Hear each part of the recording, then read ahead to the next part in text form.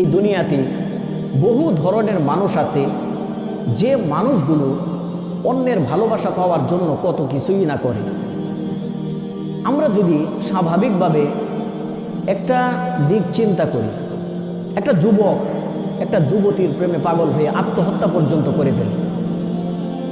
একজন পাতি নেতা, এলাকার ছোট নেতা, পাতি নেতা, সে তার ঊর্ধ্বতন নেতাকে প্রাধান্য দেওয়ার জন্য সে নিজের অনেক কিছু উৎসর্গ করে দেয়। উদ্দেশ্য কি? নেতাকে খুশি করা।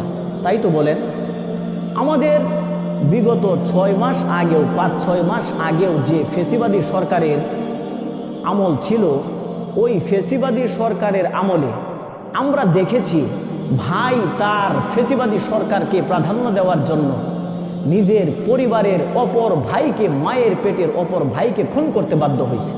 কারণ কি? ওই ভাই ফেসিবাদী সরকারের অনুসারী, সে ছাত্রলীগ করে, সে যুবলীগ করে, সে আওয়ামী লীগ করে, কিন্তু তার আরেক ভাই জামাতে ইসলাম করে, ছাত্র শিবির করে, আরেক ভাই চরমোনাই করে, আরেক ভাই বিএনপি করে।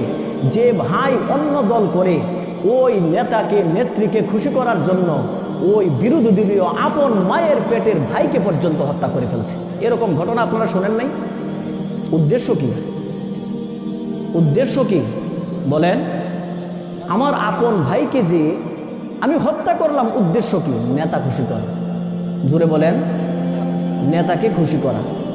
প্রিয় হাজিরিন, দুনিয়াটা এমন একটা পর্যায়ে আছে, কেউ কারো ভালোবাসা পাওয়ার জন্য নিজের সর্বস্ব বিলীন করে দেয়, নিজের সব কিছু ত্যাগ করতে বাধ্য হয় একমাত্র অপরের ভালোবাসা পাওয়ার জন্য।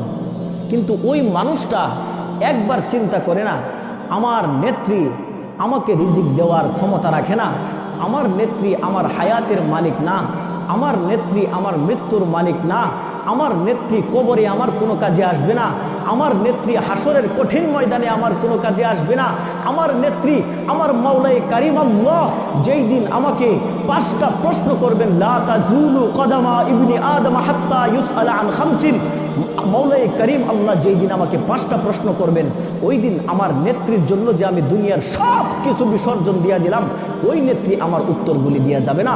আমার মালিকের পক্ষ থেকে ফেরেশতারা যেই দিন আমার কবরের মধ্যে এসে আমাকে 3টা প্রশ্ন করবেন, আমার নেত্রীর পক্ষ থেকে কোনো গুপ্তচর কবরের ভিতরে ঢুকে তারপরে আমার প্রশ্নগুলির উত্তর দেওয়ার জন্য আমাকে সহযোগিতা করবে না।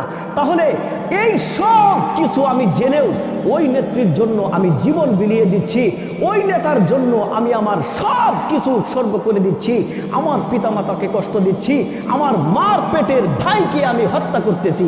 এগুলির দ্বারাতে উদ্দেশ্য কি? আমার নেতাকে খুশি করা। অথচ এই নেতা সম্পর্কে আমি এত কিছু জানি, সে আমার দুনিয়া ছাড়া, দুনিয়াতে হয়তো সাময়িক সে কিছু উপকারে আসতে পারে, কিন্তু পরকালীন সামান্য পরিমাণে উপকারে আসবে। জোরে বলেন, আসবে। তাহলে এই যে এই পর্যন্ত আমরা ভূমিকাটুকু শুনলাম, কি বুঝলাম?